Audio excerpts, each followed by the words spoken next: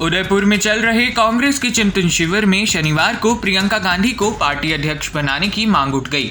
आचार्य प्रमोद कृष्णम ने सोनिया गांधी और प्रियंका गांधी की मौजूदगी में यह मांग की है। हालांकि दोनों ने ही इस पर कोई प्रतिक्रिया नहीं दी। जब यह मांग उठी तो राहुल गांधी उस समय वहां पर मौजूद नहीं थे। आचार्य ने कहा कि 2 साल से राहुल गांधी को मनाने की कोशिश हो रही है। क्या राहुल गांधी अध्यक्ष बनने को तैयार हैं? अगर वो तैयार नहीं तो प्रियंका गांधी वाड्रा को अध्यक्ष बनाया जाए, क्योंकि वो हिंदुस्तान का सबसे लोकप्रिय चेहरा है। आचार्य प्रमोद कृष्णम ने जब प्रियंका को अध्यक्ष बनाने की मांग की तो वहां मौजूद मल्लिकार्जुन खड़गे ने उन्हें टोकने की कोशिश की, लेकिन उन्होंने खड़गे को उल्टा जवाब दे दिया। वहीं दीपेंद्र हुड्डा ने कहा कि प्रियंका को राष्ट्रीय स्तर पर लाना चाहिए, न कि एक राज्य में सीमित करना चाहिए। रंजीत रंजन ने भी हामी भरी कि एक प्रदेश में प्रियंका गांधी वाड्रा को कैद करना सही नहीं। राजस्थान के पूर्व मंत्री रघु शर्मा ने बैठक में कहा कि हम नहीं सुधरे तो खत्म हो जाएंगे।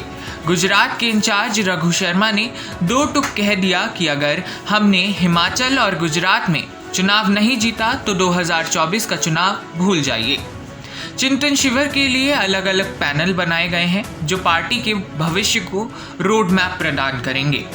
इनमें पॉलिटिकल पैनल में गुलाब नबी आज़ाद, कमलनाथ, अशोक चौहान, भूपेश बघेल, पवन खेड़ा, रंजीत रंजन, आचार्य प्रमोद कृष्णम, रघु शर्मा शामिल हैं।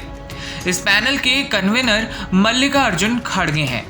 शिकायतों के बावजूद भी कांग्रेस की मौजूदा स्थिति को लेकर नेताओं ने अपनी चिंता व्यक्त की है।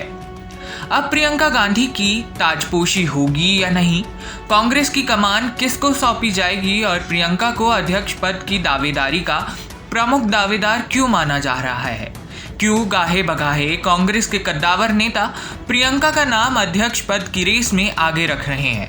इन तमाम सवालों के जवाब जानने के लिए हमने बात की road map to win elections के लेखक और राजनीतिक सलाहकार डॉक्टर सुनील मिश्रा से।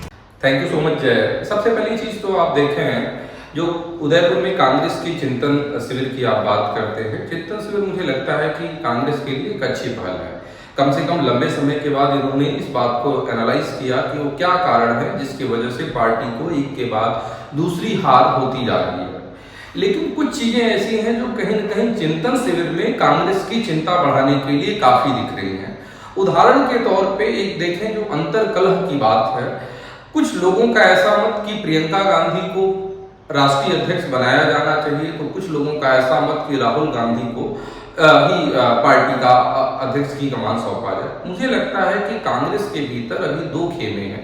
एक खेमे कहीं न कहीं प्रियंका को लेकर आगे बढ़ना चाहते हैं, तो दूसरा खेमा राहुल के आगे बढ़ाना चाहता है। मुझे लगता है कि आगे आने वाले वक्त में भी इन खेमों में टकराव देखने को मिल सकती है। अभी तक अगर आप देखेंगे जो है भारतीय राष्ट्रीय कांग्रेस की बात करें तो मुझे लगता है कि जब भी इनके चिंतन शिविर हुए हैं उसके बाद के परिणाम बहुत अच्छे नहीं आए हैं। उसका प्रमुख कारण यह रहा है कि पार्टी चिंतन शिविर तभी करती है जब चिंता की स्थिति आ जाती है या कहीं न कहीं चिंताजनक परिणाम आने शुरू हो जाते हैं। मुझे लगता है कि अभी कांग्रेस को सबसे पहला डिसीजन अपने एक राष्ट्रीय अध्यक्ष को जिसको भी बनाए, राहुल गांधी को बनाए या प्रियंका को बनाए, तो सबसे पहला उनको एक रणनीति लेनी चाहिए कि कैसे अपने राष्ट्रीय अध्यक्ष को बनाया जाए। दूसरा, एक्टिविटी मॉडल पे जिस तरह से अभी देखेंगे सोनिया गांधी के नाम पे अलग अलग प्रदेशों में पार्टी ने जनसंपर्क करना शुरू किया है, तो मुझे लगता है कि जनता के बीच जाकर जनता की बातों को पार्टी कैसे करती है, यह एक बड़ा मुद्दा है। आने वाले वक्त में देखना कहीं न कहीं लाजमी होगा कि कांग्रेस इस चिंता और चिंतन को किस तरह से एक समानांतर सरकार के रूप में या समानांतर सफलता के रूप में लेकर आती है। लेकिन जहां तक चिंतन शिविर की बात है, शायद कहीं न कहीं भारतीय जनता पार्टी भी अगर देखें तो आज और कल 2 दिनों तक गांधीनगर के अहमदाबाद में अमित शाह जी के नेतृत्व में भी चिंतन शिविर का आयोजन कर रही है। तो मुझे लगता है कि कांग्रेस के लिए चिंतन शिविर एक अच्छी बात है। लेकिन चिंतन शिविर के बाद भी अगर कुछ आप बड़े परिणाम चाहते हैं तो कहीं न कहीं बड़े पैमाने पे आपको परिवर्तन करने पड़ेंगे। बड़े पैमाने पर आपको कार्यकर्ताओं के बीच उत्साह और उमंग पैदा करनी पड़ेगी।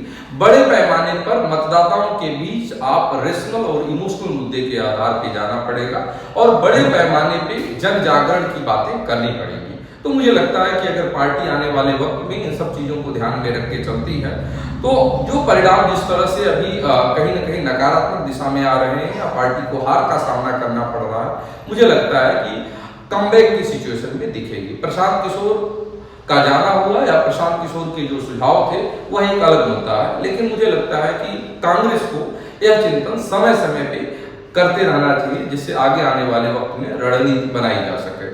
एक सबसे अहम बात यह है कि अगर हम देखें चिंतन शिविर में कहीं न कहीं पार्टी ने आंतरिक कलह को भी साधने की कोशिश की है। यही कारण है कि हुड्डा भूपेंद्र हुड्डा जो पहले हरियाणा के सीएम रहे हैं और उनको कहीं न कहीं G23 ग्रुप में शामिल माना जाता था, लेकिन वहां पे भी उन्होंने मंच पे आकर अपनी बात रखी और कहा कि कांग्रेस की जो आमदनी, कांग्रेस की सरकार में किसानों की आमदनी अच्छी थी और भारतीय जनता पार्टी के समय में जो किसान हैं उनकी आमदनी तो दोगुना नहीं हुई, लेकिन कहीं न कहीं उनके कर्ज दोगुने हुए हैं। तो मुझे लगता है G23 भी कहीं न कहीं इस चिंतन शिविर से इस बात को सोचने पे मजबूर हो रहा है कि हमें अपनी पुरानी राह पे लौटना चाहिए और राहुल गांधी का समर्थन करना चाहिए।